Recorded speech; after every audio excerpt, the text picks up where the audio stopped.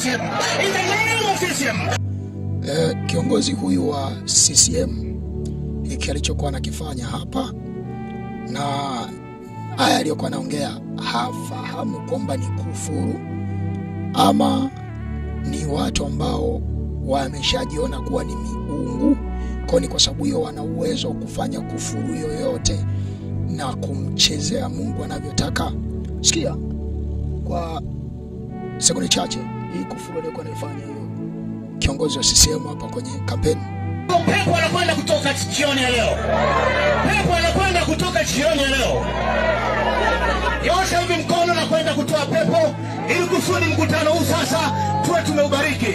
Baba, katika jina la Yesu nakuja mbele zako jioni ya leo. Nasema asante Baba kwa sababu unakwenda kutoa pepo. Pepo ACT toka. Pepo ACT toka. Katika jina la CCM. In the name of CCM. Orika shika na baba shono. Pepo toka.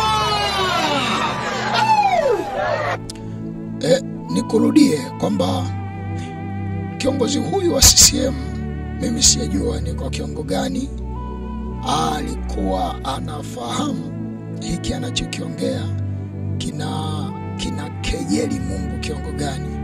CCM nataka niwajulishe Mungu yupo. Mungu yupo hata kama amenyamaza. Mungu yupo hata kama inawezekana kwa muda kitambo ameonekana amenyamaza. Na haya ambayo mnayafanya CCM yanafunua vile ambavyo ndani ya mioyo yenu mnajua hakuna Mungu. Kwa sababu kwanza kufuru aliyofanya kuwaita ACT pepo ni pepo, tunaenda kumtoa pepo. Lakini pia anasema tunamtoa pepo kwa jina la CCM. Kama hiyo haitoshi, anajaribu na kunena kwa lugha. Sasa nafahamu kwamba waliwahi kuwekwa akina Farao, waliwahi kusema huyo Mungu ni nani? Huyo Bwana ni nani? Sasa sijajua sana kwa kuwa klipu mfano hizi tukishaongea sana zinaweza zikatolewa, na zikishatolewa basi nyie mlioziongelea mnaweza mkaanza kuandamwa kwamba mzitoe na vitu kama hivyo. Lakini mimi kama mjumbe wa Mungu nasema CCM inawezekana wingi wa makufuru mtakaoendelea kuyafanya. Mimi najua kwamba aliyefanya hiki inawezekana ni sijajua ni mwenyekiti ni nani, ana cheo gani na nafasi gani, lakini mpaka kufikia hatua mfano wa hii huku kujiachia ambako anajiachia, na ni kama bado siyaona moja kwa moja mtu yote ambaye, kwa sababu ndio kawaida ambayo unakuwa nayo, mmoja anaweza akafanya kitu fulani, akafanya kufuru fulani, akaongea kufuru fulani, alafu baada ya hapo akaja labda ni katibu mkuu ni nani akaanza kukanusha. Sasa kitu ninachokuwa nakiongea hapa ni kwamba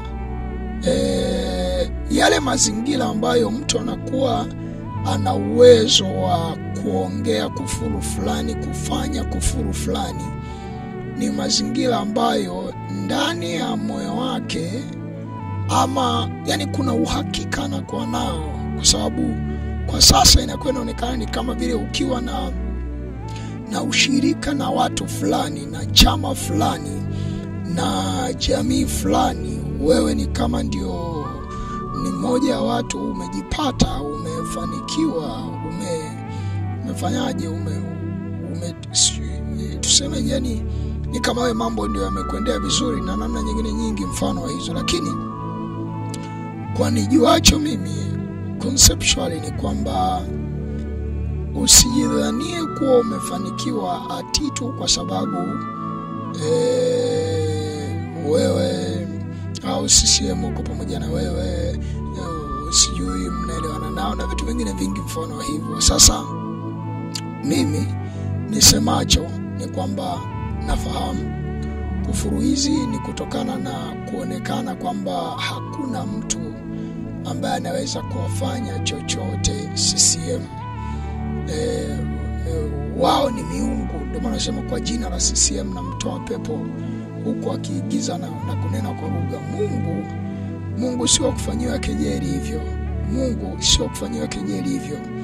Na hata kama amenyamaza kwa muda, lakini bado anaweza kuja kujibu.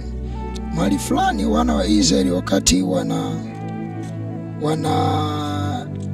wanatakiwa kutoka katika nchi ya Misri, baada ya Musa kwenda kumwambia Farao, waachie watu wangu, Farao alionekana kuwa na moyo mgumu na kuongeza mateso, kusema muwanyime majani, ongezeni matofali, kuongeza mateso kwa namna kadha kadha. Lakini pamoja na yote, inawezekana tu Farao mwenyewe hakufahamu kwamba Mungu haimzuie kuokoa ikiwa mateso au hali mbalimbali mbaya zinaongezeka. Katika Kutoka 5 mstari wa 20 anasema, nianzie mstari ngapi? Wa 15.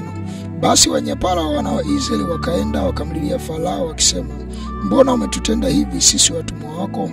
Watumwa wako hawapewi majani, nao wanatuambia fanyeni matofali, na tazama watumwa wako wapigwa, lakini kosa hilo ni la watu wako wenyewe.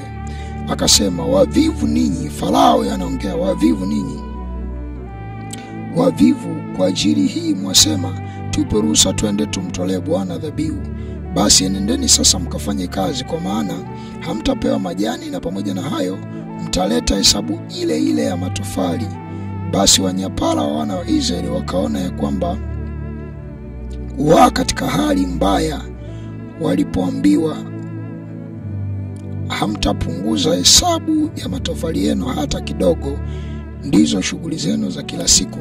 Mstari 20, wakakutana na Musa na Haruni waliokuwa wanasimama njiani hapo walipotoka kwa Farao, wakawaambia, Bwana awaangalie na kuamua, kwa kuwa mmefanya harufu yetu kuwa chukizo mbele ya Farao na mbele ya watumishi wake, katia upanga mkononi mwao watuue. Sasa haya ndio mazingira ambayo wakati Musa na Haruni wanahangaika na ukombozi wa wana wa Israeli, walikutana ugumu ulioko naonyesha hakuna aina ya ukombozi unaweza kuja kutokea, ama hakuna aina ya nafuu inaweza kuja kutokea. Lakini mimi nijuacho ni kwamba Mungu yupo, Mungu anaishi, na katika namna zote hizo inawezekana kuna ukombozi utakuja kutokea, inawezekana kuna nafuu itakuja kutokea.